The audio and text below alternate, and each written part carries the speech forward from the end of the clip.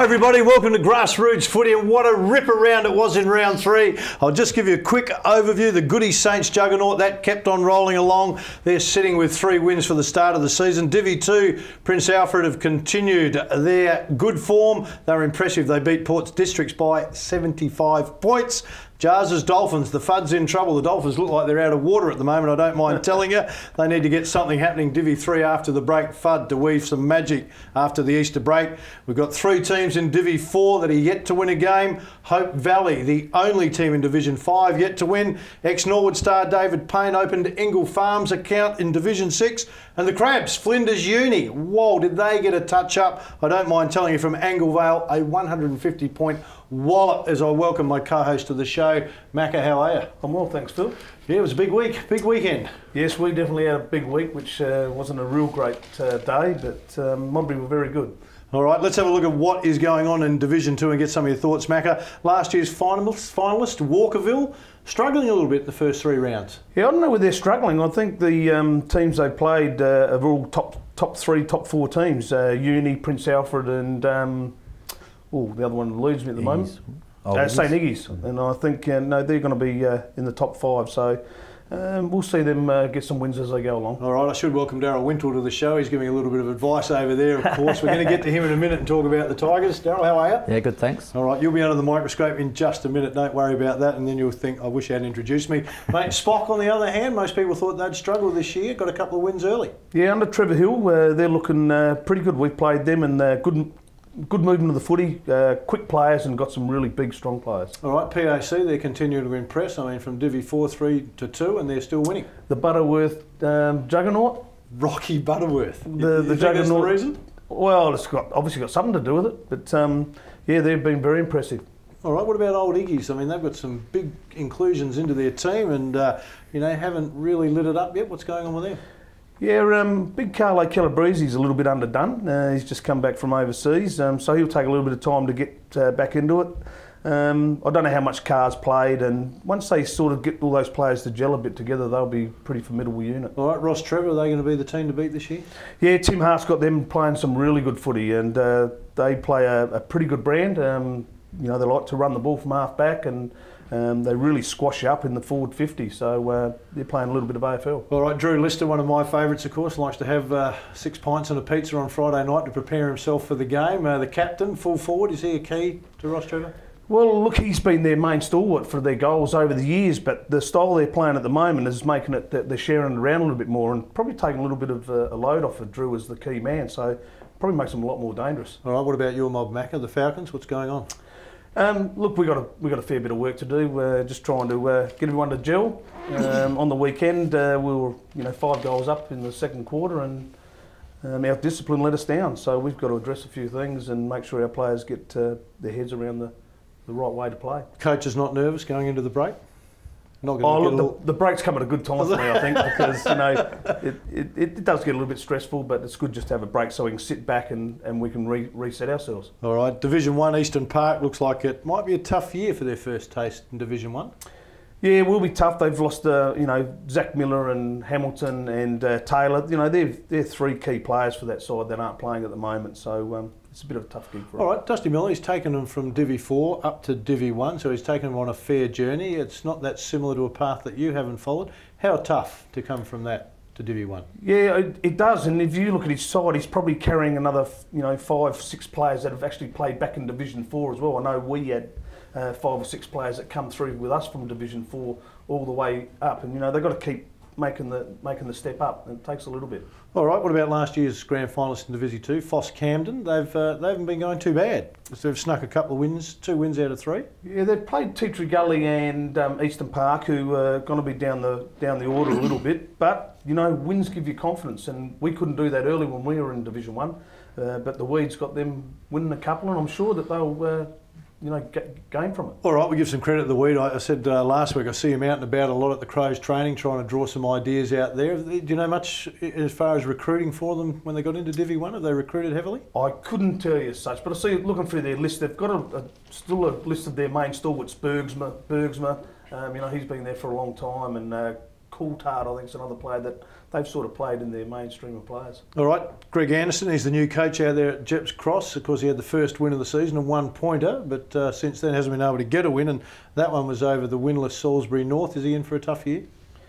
Well, it's hard to know. You know, he's probably brought a new game style to that group, and they might need a little bit of time to adjust to what he's trying to show them or teach them. All right, you played him last year. Where do you see the improvement coming for Ando, for Jeps Cross? We had our first win against them last year, so I was pretty happy.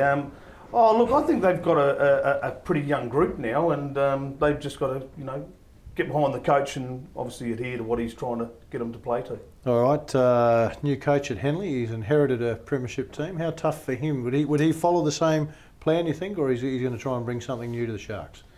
Well, I think being an Eagles, you know, ex-Eagles player, I think they sort of run to the Ron Fuller reign, and they would sort of have that sort of style of footy. They're travelling along still all right, and they're going to be a formidable team. All right, let's get to our special guest. Daryl Winter's been good enough to join us. Daryl, so how have you found it in the hot seat? It's been exciting so far.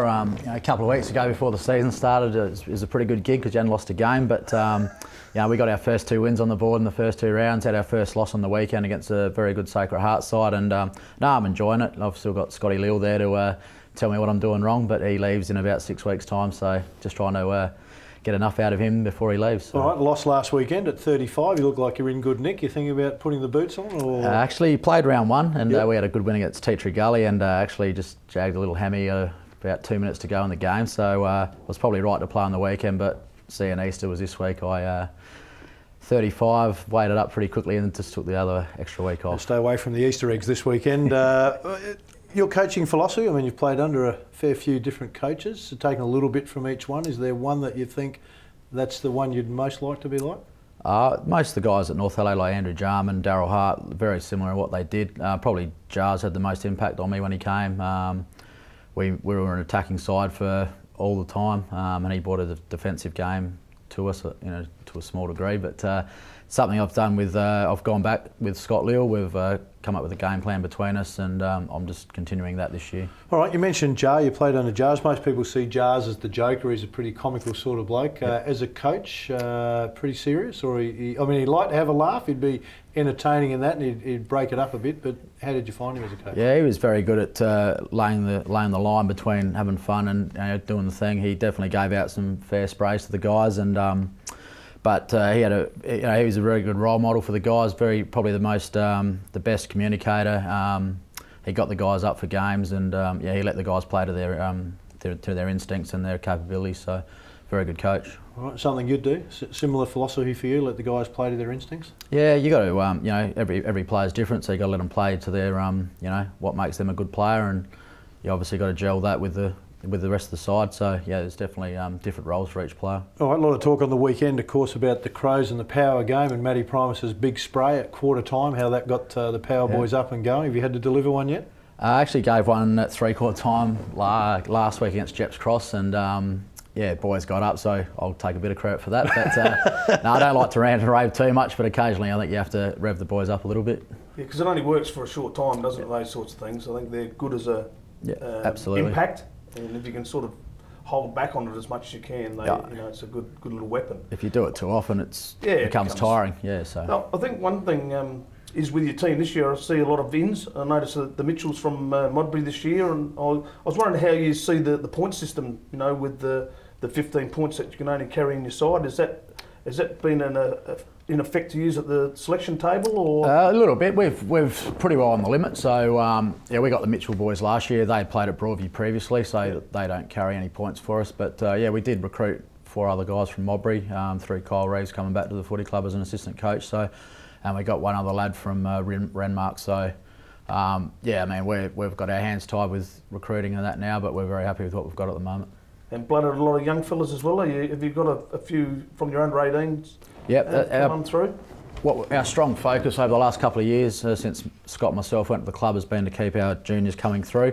Our B grade this year, we're 2-1, and you know, before we got there, they had 2 years they didn't win a game. So that was a strong focus for us. We've played 3 guys that are 18-year-old kids this year, and there's probably another 9 or 10 in the B grade that, you know, I could see within a year or two playing A grade footy. So. And just having the ex-coach sitting alongside you, it does. You go, well, I wouldn't do it that way. Has he ever told you that? Ex-coach, A1 medalist, who just ran his own race last year, and I haven't been able to pull him in yet. So he's very good. Like he sets us up well on the field, and he's always he's a very good communicator. And we're just trying to use him as much as we can before he leaves. So he's a good fella. All right, just before we go to the break, we've got a couple of minutes. Let's talk about you, Darryl. Drafted by the Crows, I think 1998. Played 3 games. Debuted against Brisbane. St Kilda. St Kilda debuted against the Saints. Yep. Can you remember that moment running out on the ground? What was going through your mind just before you went out for your first game? Yeah, it was at played St Kilda at Waverley, and it was the coldest place on earth, really. I ran out there. I was starting on the bench, and the other 3 guys had their trackies on, and I was just going, like, "What are you guys doing?" And found out pretty quickly that's why they had them on. But yeah, it was good. It was a very good experience. We won by 4 points, I think it was. So yeah, that was good. And then played 1 game at Footy Park against St Kilda, then played Brisbane. That was my last game. So. All right, North Adelaide Team of the Decade, I think 2000-2009. You were named captain of that. I mean, it's a pretty great honour. North Adelaide's a great club. Were you surprised that you were named as the captain? Yeah, I think so. I think Scotty Sullivan was probably the only other captain in that period. I captained for 7 years, so weight of numbers probably gave me that. But Scotty Sullivan was probably the best captain I played under while I was there. But he done a knee and he got old and he moved on. So you're a modest man. He left me alone. But I've got the call up when I was 24 to captain, and Darryl Hart pushed me pretty hard into it, and I was pretty thankful now that he did. All right, we need to go to a break. Got a couple of special guests still to come on Grassroots Footy. Stay with us. Back in a moment.